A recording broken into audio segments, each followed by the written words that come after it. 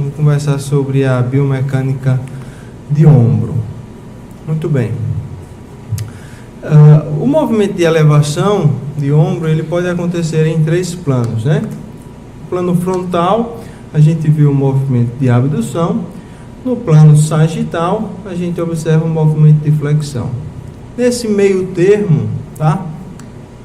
A gente tem o movimento de elevação, que é um movimento que acontece no plano da escápula, tá? Em torno de 30 graus de adução na horizontal, e a gente faz uma elevação. Esse é um movimento, é um plano muito interessante para tratar ombro, porque é um plano que gera pouco atrito.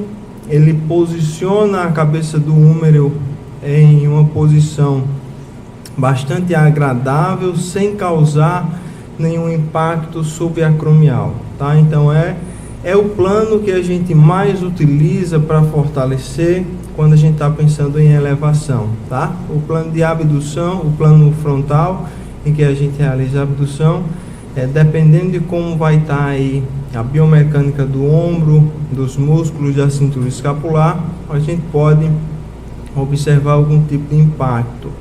No plano da escápula, que aqui a gente chama de elevação do ombro, a gente evita esses tipos de impacto, tá? Então, qual a importância desse plano da escápula? Esse plano da escápula, a gente mantém uma boa relação de comprimento-tensão entre os rotadores e os abdutores do ombro. Então, o ombro nesse plano, ele está bem equilibrado, porque os músculos do manguito e da escápula, eles estão trabalhando em equilíbrio. Não há uma sobrecarga de determinados músculos que gere algum desarranjo articular. Tá tudo muito bonitinho, tá tudo muito bem equilibrado, tá? Ela influencia diretamente no torque produzido, tá?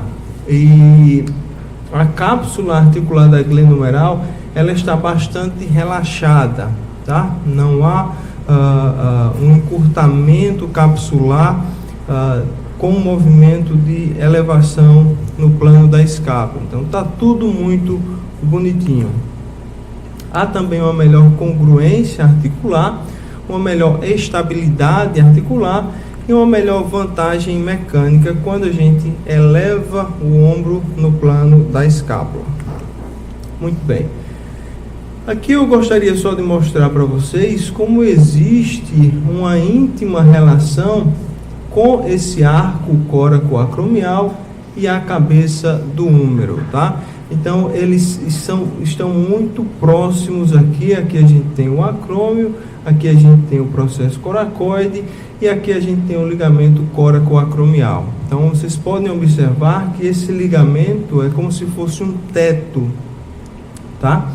Em que faz um anteparo superior para a cabeça do húmero, tá? Toda vez que a gente tiver uma sobrecarga ou uma maior utilização do músculo deltoide, a gente vai ter uma migração proximal dessa cabeça do húmero, e ele vai impactar aqui e algumas vezes impactar aqui na frente, que seria o impacto anterior, tá?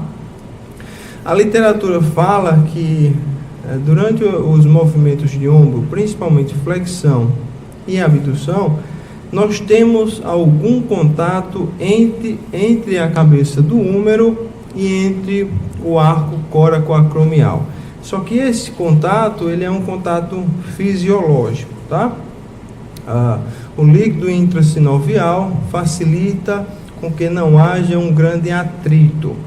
Mas quando a gente tem um desarranjo dos músculos da cintura escapular ou dos músculos do manguito rotador, aí a gente realmente vai ter um contato patológico. Então, nessa outra figura, a gente observa muito bem a cabeça do húmero aqui em uma íntima relação com esse arco coracoacromial. Muito bem. Esse trabalho, ele fala que existe uma maior proximidade entre a cabeça do húmero e o acrômio quando o ombro está entre 60 e 120 graus de elevação, tá? Quando a gente está com o ombro aduzido, normal, em repouso, existe um maior espaço entre a cabeça do húmero e o acrômio. Quando esse ombro eleva entre 60 e 120, a gente vê uma redução desse espaço e um contato que pode ser fisiológico ou patológico. Falar um pouquinho da importância do bíceps, que muitas vezes a gente esquece desse músculo, pensa que o bíceps só influencia no cotovelo, mas ele tem uma grande importância no ombro, porque ele é um dos principais estabilizadores anteriores do ombro, quando o ombro está em abdução e em rotação externa, principalmente em uma abdução ali de 90 graus, tá? E quando a gente tem um ombro instável, esse papel do bíceps aumenta ainda mais, segundo esse autor, tá? Então, bíceps, ele tem duas cabeças, a cabeça longa, eu acho que eu tenho uma figurinha mais na frente, ela vai entrar dentro da cápsula e vai se inserir lá no tubérculo supraglenoidal. Aqui está a glenoide, ele perfura e se insere lá no tubérculo supraglenoidal e no labrum, tá? Quando ele tem uma desinserção, aí a gente vai ter as lesões de SLAP, que a gente vai falar mais na frente. E uma outra cabeça, a cabeça curta, vai se inserir no processo coracoide. Então essa cabeça longa é que vai ter esse papel de estabilizador anterior do ombro. Dos estabilizadores dinâmicos, o subescapular é o mais forte, tá? Porque ele é o músculo mais volumoso do manguito rotador, tá? Ele tem um papel extremamente importante na estabilização do ombro e no rebaixamento da cabeça do húmero, que é muito importante para a gente evitar e corrigir a síndrome do impacto, tá? Um outro estabilizador importante é o infraespinhal ou infraespinhoso e o redondo menor. Como eu falei, o subescapular é o músculo mais volumoso do manguito e ele está presente aqui na face anterior da escápula, tá? Muito volumoso, extremamente importante. Quando a gente fala de manguito, acho que o primeiro músculo que a gente lembra é o supraespinhoso, né? Supraespinhal. Mas o subescapular, ele deve receber uma atenção muito grande quando a gente está fortalecendo esse manguito, porque ele tem uma função de rebaixamento da cabeça do húmero, muito importante, e quando a gente rebaixa a cabeça do húmero, a gente aumenta o espaço subacromial, a gente descomprime o supraespinhoso. Tranquilo? Estou muito devagar? Tá bom? Muito bem. Então, quem são os depressores de ombro? A gente tem que lembrar sempre desses músculos, porque são esses músculos que a gente vai trabalhar mais quando a gente quiser descomprimir o ombro, quando a gente quiser descomprimir o impacto subacromial que está lesando o supraespinhoso. Então, o subescapular, como eu falei, é o mais importante depressor de ombro. Os redondos, tanto maior e menor, também tem uma função muito importante, e o grande dorsal. E o deltoide? Será que a gente deve fortalecer o deltoide no paciente de síndrome do impacto? A gente sabe que o deltoide tem 3 porções, né? Ele auxilia muito na flexão, na abdução e um pouco na extensão de ombro. Tá? E como que a gente deve encarar o deltoide nesses pacientes? A gente sabe que o deltoide eleva a cabeça do húmero, tá?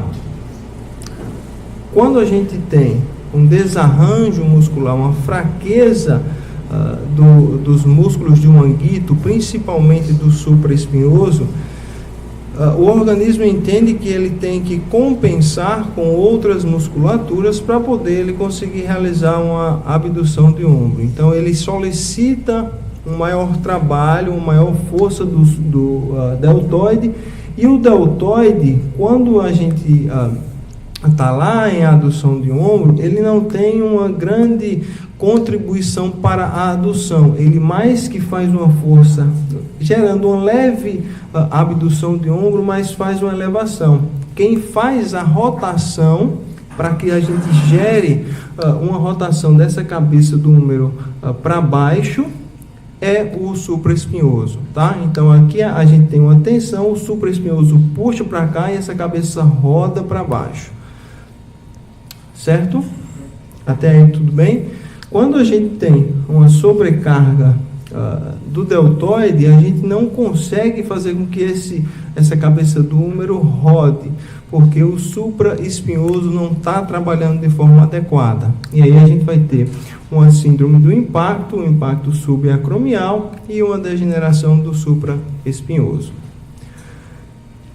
Quando a gente tem uma grande ação do deltoide, a gente pode aumentar essa pressão aqui no acrômio em até 1.200%. Então, há um aumento dessa pressão, há um impacto, há uma sobrecarga muito grande nessa articulação. E aí a gente tem que acalmar esse deltoide, tentar relaxar esse deltoide e fortalecer os músculos do manguito rotador. Não colocar nenhum tipo de eletroestimulação no deltoide, porque senão a gente vai estar aumentando a síndrome do impacto, tá? E a maior compressão acontece, segundo Roberto Donatelli, em cerca de 60 graus de abdução, que é aquele arco mais doloroso, né, que a gente vê nos testes, né? Teste de impacto, tá? Que é o arco entre 60 e 120 graus de abdução, em que o paciente tem o maior impacto subacromial. Então, uma perguntinha para vocês: abram os aplicativos, só é abrir e clicar aí no link que já tem embaixo, não precisa digitar novamente, só clica no link e ele vai entrar diretamente. Uau, parou.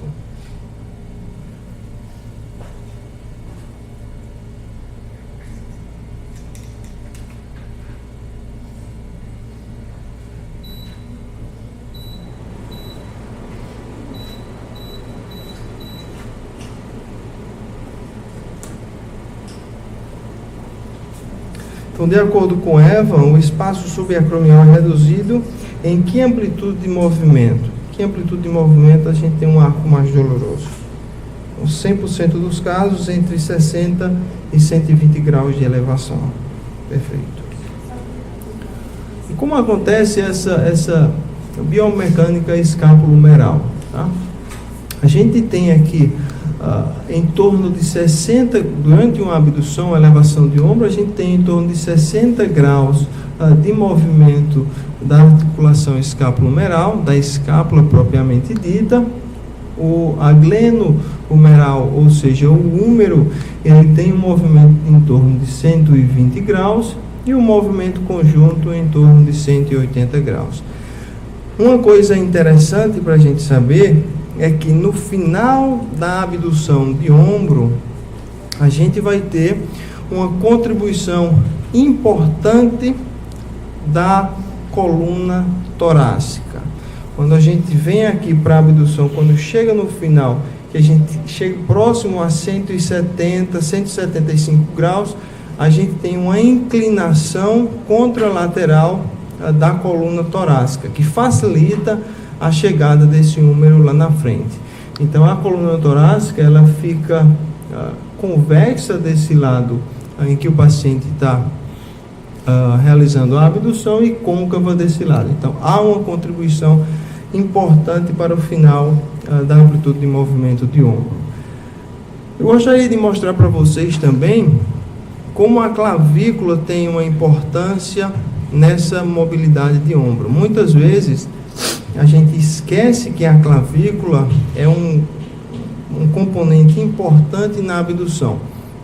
Então Então a gente vê que existe uma elevação da clavícula e uma rotação posterior em torno de 25 graus.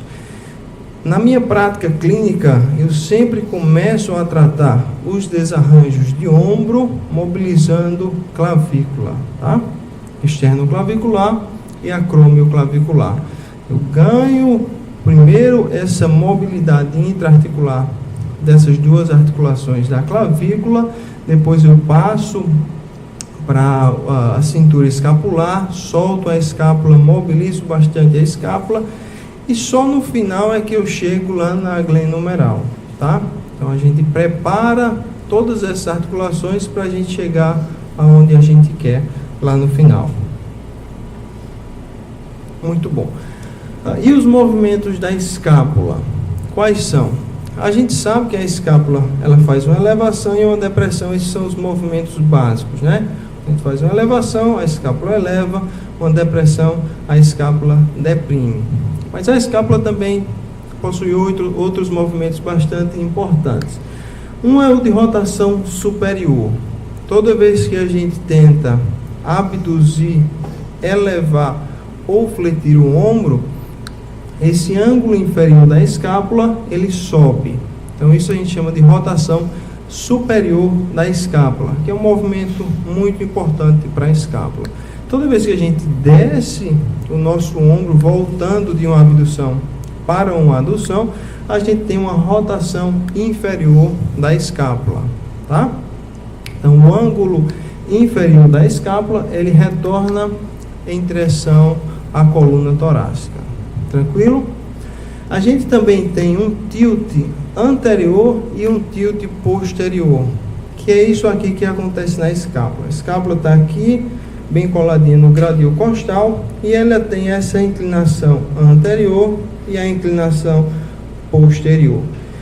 É extremamente importante que durante a elevação haja um tilt posterior da escápula, porque senão a gente vai favorecer uma síndrome do impacto, tá? Então a escápula ela tem que estar bem coladinha, principalmente o ângulo inferior no gradil costal, durante a elevação e abdução do ombro. E a gente tem um movimento de rotação interna e externa da escápula. Esse é um pouquinho mais difícil de compreender. Aqui a escápula, aqui está o gradil costal, aqui está a escápula. Quando a gente faz isso, a gente tem uma rotação externa. Quando a gente faz isso, a gente tem uma rotação interna, tá?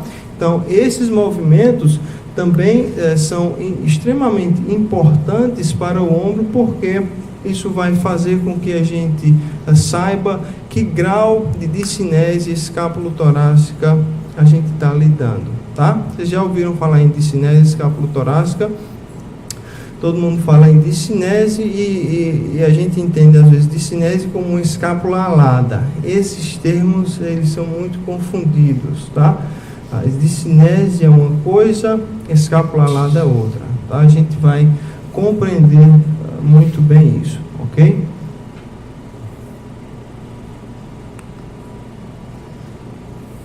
Muito bem. E quais são os rotadores da escápula? Quem roda a escápula para cima e para baixo, e como um desarranjo da função desses músculos podem contribuir para uma síndrome do impacto? Os principais rotadores superiores são as duas porções do trapézio, o trapézio superior, o trapézio inferior. O trapézio em suas fibras médias não tem a função de rodar, tá? E o serrátil anterior. O serrátil anterior, ele está presente ali, ele sai das costelas, está presente ali em toda a borda medial da escápula e em seu ângulo inferior. Então ele tem essa função de rodar superiormente essa escápula. E quem faz o retorno da escápula em sua posição original? Principalmente o elevador da escápula, os romboides e o peitoral menor. O peitoral menor, ele roda porque ele está lá na frente, inserido no processo coracoide, tá? Aí ele tem essa função de rotação inferior da escápula. Muito bem. Sempre que a gente está lidando com o ombro, a gente tem que pensar primeiro na escápula. É a primeira estrutura em que a gente avalia. Sempre avalia o paciente inicialmente olhando para as costas dele em uma visão posterior, tá? E aí a gente pode fazer esse teste de Kibler. Como funciona esse teste de Kibler? Esse teste de Kibler, ele avalia a distância do processo espinhoso para o ângulo inferior da escápula, tá? Esse processo espinhoso que se correlaciona com o ângulo inferior é a nível de T7, mais ou menos, tá? Então a gente avalia das duas formas. Com o paciente com a mão na cintura, a gente vem aqui a nível de T7, coloca uma fitazinha e mensura o ângulo inferior de ambas as escápulas. Também faz isso com a abdução em torno de 90 graus. Se houver uma diferença maior que 1 centímetro, a gente vai ter uma fraqueza muscular, principalmente dos estabilizadores da escápula, e um pobre controle neuromuscular, tá? Que vai fazer com que haja alguns desarranjos, tá? Então a gente faz essa mensuração e a gente vê quantos centímetros há de diferença entre o membro o membro que está sendo referido dor e o membro normal. O encurtamento da cápsula posterior também vai gerar uma síndrome do impacto subacromial, porque ele não vai permitir que haja uma rotação dessa cabeça do húmero, tá? Ele vai fazer com que a cápsula esteja tão presa aqui que ele não deixa rodar. Ao invés disso, ele começa a recrutar muito deltoide e aqui a cabeça do húmero bate no acrômio. Até aí tudo tranquilo? Ok. Uma perguntinha aí para vocês no aplicativo. Durante o exame físico de um paciente com queixas de dor no ombro, você observa que o ombro direito do paciente apresenta uma redução da rotação superior da escápula. Quais os músculos podem estar relacionados?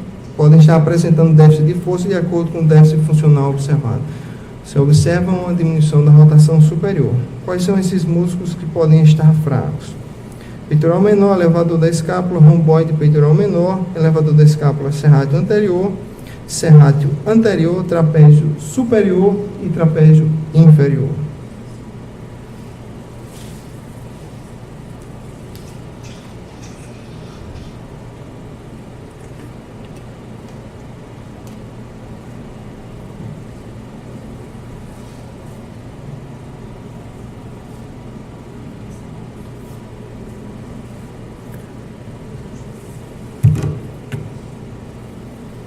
Ok, com 91%, 92%, 91%, 85%. Está mudando ainda, vamos esperar.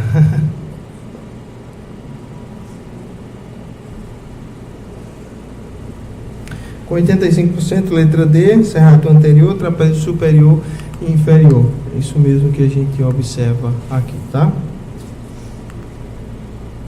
Existe um teste que a gente chama de SAT, que é Scapular Assistance Test, em que a gente observa naqueles pacientes que têm um déficit de rotação superior, a gente ajuda a realizar essa rotação superior.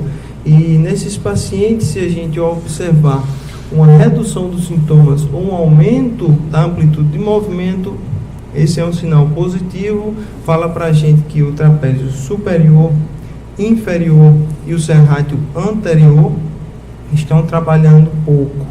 E a gente tem que fortalecer eles, tá? É importantíssimo essa rotação superior da escápula, porque quando a gente roda superiormente a escápula, a gente traz esse acrômio mais para cima. A gente abre esse espaço e não deixa que haja um impacto. Vocês conseguem entender como essa rotação superior é importante?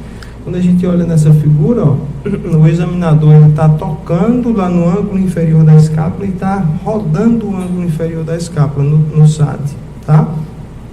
Quando ele roda esse ângulo inferior para a rotação superior, ele traz esse acrômio mais para medial.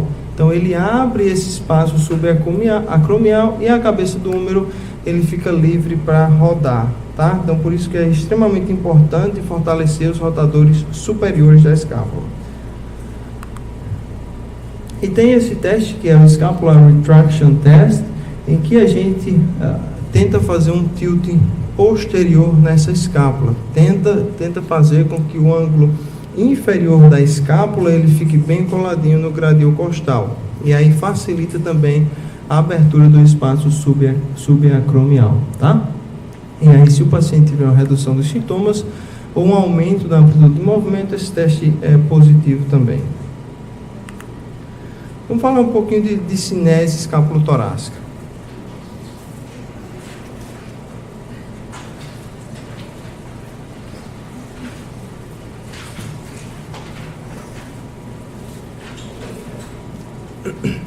Pode falar.